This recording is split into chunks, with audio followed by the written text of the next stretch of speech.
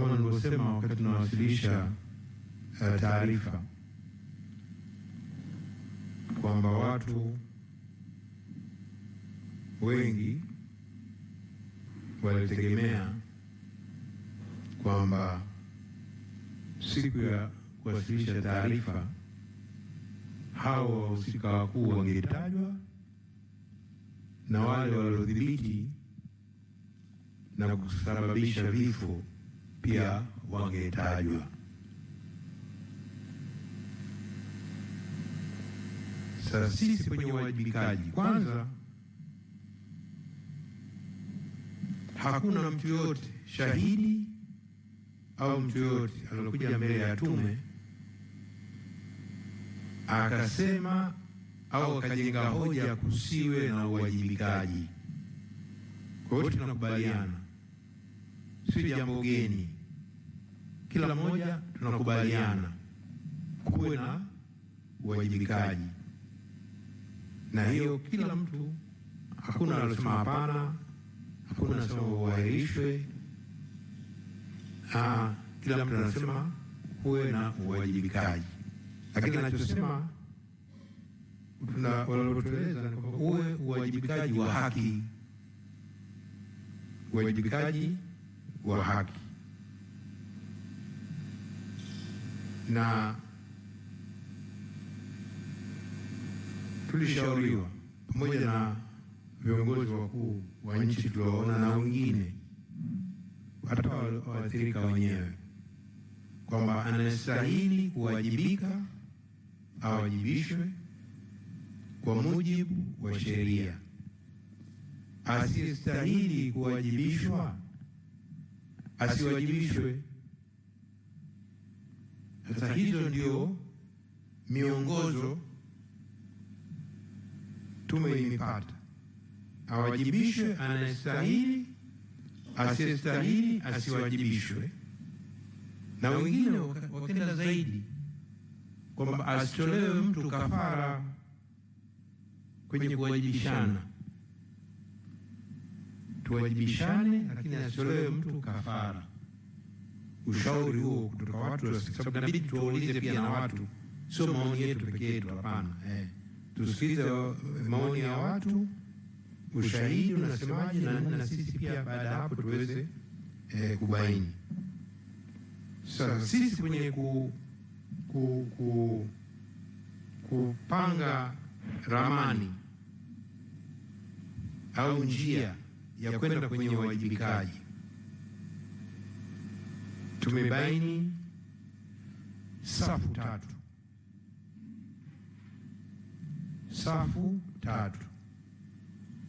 Safu ya kwanza ni uwajibikaji binafsi wa mtu aliyoshiriki kwenye kutenda kosa la jinai au la madai. Tusisahau pia kuna uwajibikaji wa madai pia. Kwa hiyo ni yule mtu binafsi kwa kosa alichotenda yeye mwenyewe kwa nafsi yake, la kimadai au jinai.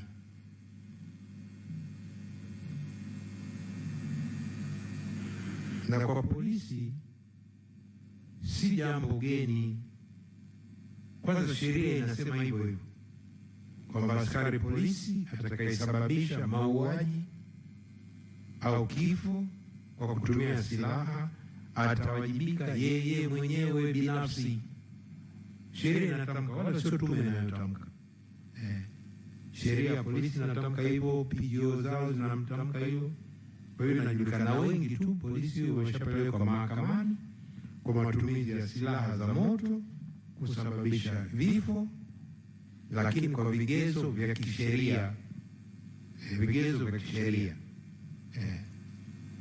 kwenye madini migodi kule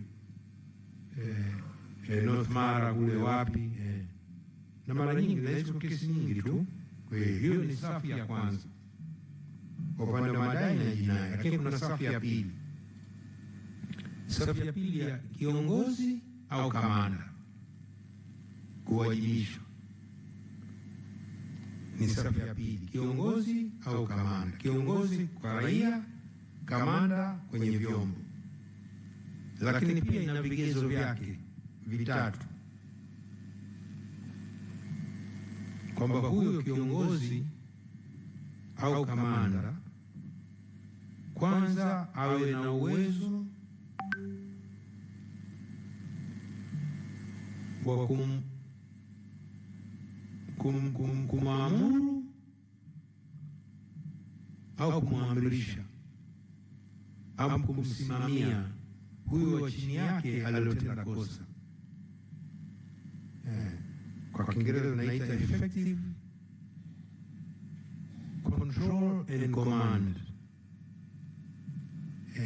Awe na uwezo, kwa sababu unamtuhumu kwa kosa sio alofanya yeye, alofanya mtu chini yake, lakini anabeba lawama, tuhuma za kijinai kwa kosa. Sio lazima yeye atende kosa. Mnafahamu hata kule mauaji ya Kimbari Rwanda, wengi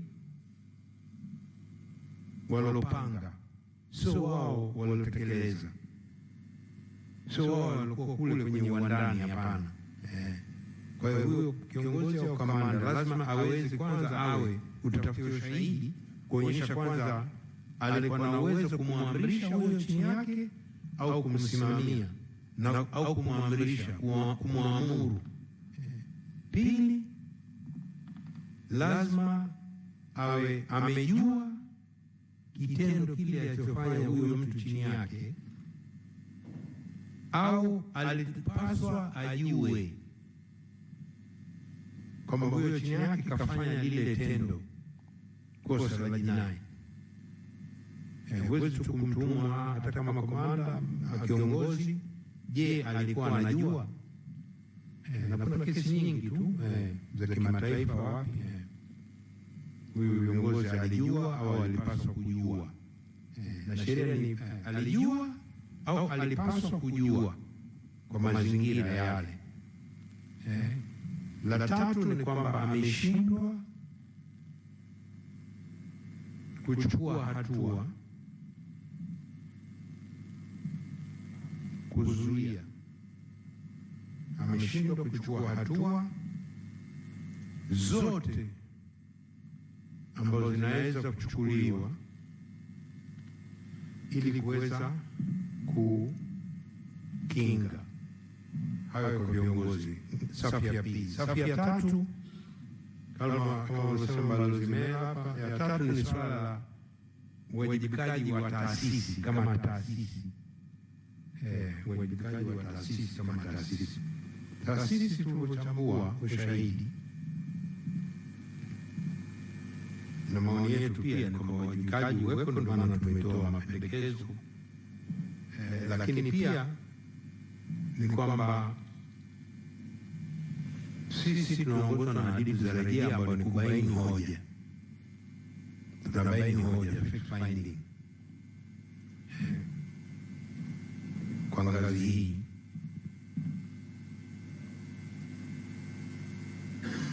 Na tume si jukumu lake kumtia mtu hatiani au kutamka kijinai. Tume zote hizi za uchunguzi ziko kwenye nchi 57 za Jumuiya ya Madola. Sheria hiyo nchi 57 za Jumuiya ya Madola, na sheria hii imetumika zaidi ya miaka 150. Nchi kama Canada wana tume hizi za uchunguzi zaidi ya 500 wamefanya. Kwa hiyo misimamo yote ni misimamo ya kisheria ya mahakama za juu za nchi kama Uingereza, Canada, Ireland, Malaysia, Singapore, kote huko. Haibaini kijinai. La tatu, ushahidi gani ambao sisi, aina gani ushahidi sisi ushahidi wetu kwa kiasi kikubwa cha mwathirika huo pekee hautoshi kumtia mtu hatiani. Lazima upate ushahidi upande mwingine. ushahidi upande mwingine, lakini inatosha kuanzia upelelezi.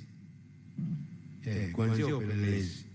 Kuna mtu anasema mimi nimepigwa risasi, nilikuwa dukani. Tumekubali ushahidi wake kwa sababu chini ya kiapo, lakini sio kamilifu kwa sababu hajahojiwa kidodoso upande wa pili. Ukienda mahakamani ukitoa ushahidi unahojiwa mara mbili, upande mbili. Anayekuleta mahakamani na yule upande mwingine wa utetezi. Na tumehisi sisi maksudi tumesema tutakuhoji sisi tu upande mmoja, kwa sababu wenzetu wamedhurika. Hatuna haja sasa hivi msuguano, tupate huo ushahidi, na upo waliopigwa risasi nje ya maeneo ya ghasia. Upo mwingine anasema sebuleni. Upo huo ushahidi, lakini kwa upande mmoja. Na ndio maana kuna mapendekezo tumesema hapa, tumewasilisha tunakwendaje. Lakini pia tume hizi zinatakiwa kabla kumtumu mtu, na majina mengine yametajwa kwa watu wengine, waratibu hawa katikati waliopeleka pesa na kadhalika, lakini huwezi kumtaja au kumtuhumu mpaka umpe haki yake ya kusikilizwa, au kesi yako itafutiliwa mbali. Umpe haki ya kusikilizwa. Kwa hiyo watu waliotajwa wapo wachache, lakini mpaka umwite. Na sisi tumesema hatutumii summon. Mtu yote, wote waliokuja mbele ya tume wamekuja kwa hiari yao. Hatutumia nguvu ya mahakama kuu ya kutoa wito wa lazima, summons. Nyinyi mnajua summons. Ukiitwa ukikataa unaitwa kwa nguvu. Tumesema hapana, hatua hii tukusanye, kwa sababu sisi ni wabaini hoja, tutafute ilitokea nini, nani. Kwa hiyo haya yote ndio yamefanya, na tumefanya uchunguzi wa awali. Vile vifo vimetokea viwapi, vimetokea vingapi, vimefanywa uchunguzi, na tumebaini katika vifo 518 vingi sio vifo vya kawaida. Kuna vifo vya kawaida vimetokea pia. Kuna watu wamepata mshtuko wa moyo, wachache. Kwa hivyo ni kifo cha kawaida. Wengine walikuwa watu wazima. Lakini kuna vifo sio vya kawaida. Vifo sio vya kawaida haimaanishi vifo kinyume na sheria. Mamlaka pekee inaweza kusema kifo hichi kiko kinyume cha sheria ni mahakama. Madaktari wanaleta ushahidi na tumewatumia kusema vifo hivi, idadi hii ya vifo sio vya kawaida. Kila maiti nyingi